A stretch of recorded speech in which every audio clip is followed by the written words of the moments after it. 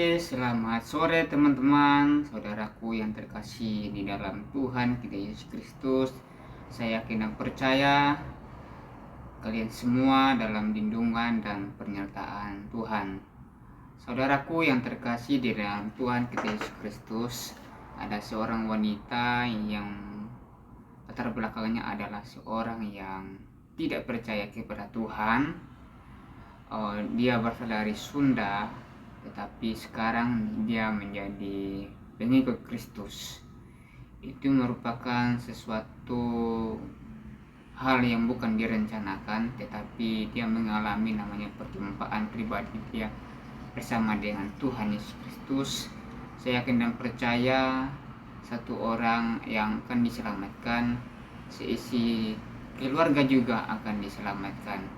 Karena kita percaya sebagai orang Kristen bahwa Yesus Kristus adalah jalan kebenaran dan hidup. Tidak ada seorang pun yang datang kepada Bapa kalau tidak melalui Yesus Kristus. Jadi, mari kita saksikan videonya berikut ini, bagaimana perjalanan hidupnya dia mengalami Yesus Kristus secara pribadi di dalam kehidupannya. Berikut videonya. Halo Bapak Ibu terkasih, selamat malam. Puji Tuhan ya.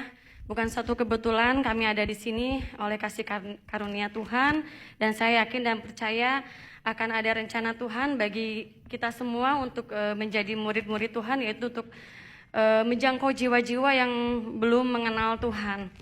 Dan saya asli dari Sunda. Keluarga saya keluarga Sunda juga, tapi tidak taat kepada agamanya, tapi hanya taat kepada okultisme. Dan saya pun mengalami okultisme. Ya. Singkat cerita, waktu itu saya dihabiskan Tuhan. Waktu itu saya adik saya masuk penjara. Saya adalah tulang punggung keluarga. Dari 6 beradik, semua saya memikul mereka. Saya yang kasih nafkah. Dan dari situ saya pernah terjerumus pergaulan yang tidak baik, yaitu saya mengalami narkoba. Nah, tapi puji Tuhan, oleh kasih karunia Tuhan, ini proses Tuhan. Suatu saat waktu itu saya sedang dihabiskan sama Tuhan, dari mulai rumah, dari mulai kendaraan. Nah, dari situ saya merasa hidup saya sudah hampa. Saya sudah hampa, dan saya nggak tahu hidup saya ini mau dibawa kemana gitu. Sedangkan saya keluarga di saat saya susah, saya hanya perginya ke dukun, perginya ke orang pintar gitu kan. Terus akhirnya singkat cerita waktu itu saya sholat tahajud. Sholat tahajud saya hanya minta sama Allah, ya Allah berikan saya jalan yang terbaik. Setelah sholat tahajud jam 2 malam, saya masih ingat, saya tidak mimpi, setelah beres tahajud, saya tidur, saya dibisikin doa Bapa kami di telinga kanan saya. Saya yakin dan percaya, memang saya sudah dipilih di dalam kandungan oleh Tuhan Yesus. Mungkin saya harus mengalami proses-proses sehingga saya bisa menjadi jalan menterang, bisa menjangkau jiwa-jiwa yang saya bisa menjadi berkat. Nah, setelah itu dari situ saya rencananya mau hijrah ke Jogja untuk mencari lingkungan yang baik. Setelah di Jogja, saya bermimpi 2 bulan di Jogja saya bermimpi gendong bayi, dan setelah gendong bayi saya dipegangin tangan kanan saya, tapi saya disuruh jalan lurus terus, tapi kamu sebut dalam nama Yesus, dalam nama Yesus. Saya yakin dan percaya itu Tuhan Yesus. Saya sangat yakin sekali. Dari situ 2 bulan saya masih mengeraskan hati, karena saya masih bingung ya gimana keluarga saya kalau tahu hujatan, anak saya bagaimana, banyak begitu kekhawatiran. Tapi semakin saya melakukan sholat, puasa, ibadah gitu ya, semakin hidup saya tuh semakin hampa gitu, semakin hampa. Dan waktu itu saya ketemu ibu ya Bu ya di Jogja, saya ketemu puji Tuhan, Tuhan mengarahkan saya untuk ketemu Bu Siti, akhirnya saya meminta nomor telepon ibu. Setelah itu kita berkomunikasi, Saya masih belum yakin. Nah setelah itu Ibu Siti bilang kita belajar dari Quran, minta 1 malam. Akhirnya saya berangkat ke Jakarta, saya sewa hotel, saya belajar sama Ibu. Dari situ saya yakin. Tapi saya masih takut gitu. Masih takut untuk dibaptis tuh. Duh gimana ya ini anak saya, gimana ya keluarga saya waktu itu. Nah akhirnya setelah itu saya lama sekali ya bertobatnya, ikut-ikut ke gereja. Terus waktu ikut-ikut ke gereja saya masih bingung ya, kok ibadah orang Kristen tuh kayak gini, tepuk-tepuk tangan, joget-joget. Sedangkan kalau di saya dulu joget-joget itu kan lagi konser gitu ya, lagi konser. Saya bingung. Saya bilang enggak mau ke gereja lagi, sesat. Saya bilang seperti itu gitu ke teman saya. Akhirnya tapi 2 kali ke gereja ada dorongan saya ke gereja. Dari situ saya mendapatkan lawatan Tuhan dan Tuhan buka semua tentang dosa-dosa saya.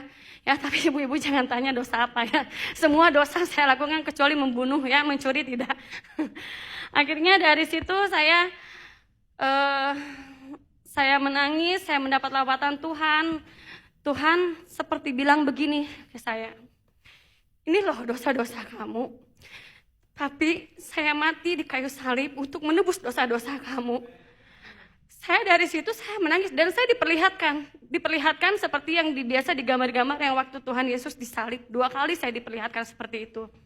Akhirnya dari situ saya bertobat, saya dibaptis ke Semarang karena waktu itu saya bingung ya. Waktu itu Ibu Siti waktu itu saya sempat hilang nomor teleponnya dan saya dari situ nggak ada komunitas di Bandung juga. Akhirnya saya dibaptis di Semarang. Dari situ saya tidak bertumbuh ya. Saya masih berpikir ya udahlah Kristen buat saya aja. Ternyata dalam semakin mendalami ternyata kita tidak boleh egois.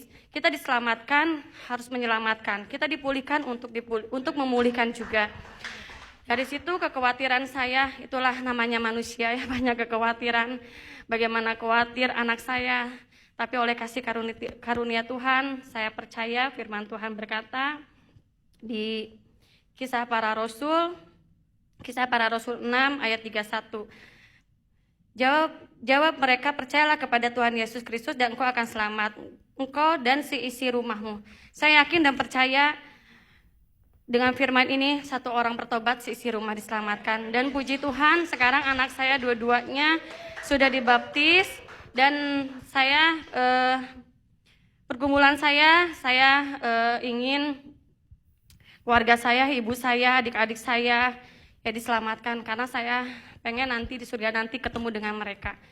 Karena saya merasa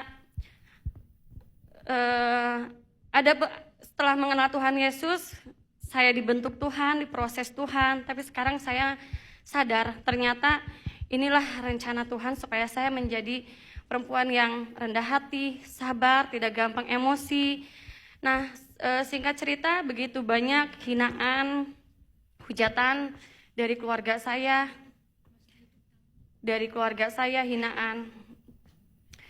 Dibilang murtad lah, dibilang kafir, dibilang sesat, dibilang kalau kamu masuk Kristen kamu bakal hancur hidupnya. Tapi oleh kasih karunia Tuhan, puji Tuhan, anak-anak saya sehat, anak saya bisa menyekolahkan anak-anak. Ya, harapan ke depan saya ingin menjadi garam dan terang bagi semua bangsa. Dan saya ingin Tuhan terus pakai saya untuk menjangkau jiwa-jiwa. Dan saya sadar bahwa harta yang paling terindah adalah kita diselamatkan oleh Tuhan. Itu karena hidup kita bukan hanya di dunia saja tapi hidup kita dikekal ya. Puji Tuhan, mungkin itu kesaksian saya. Terima kasih.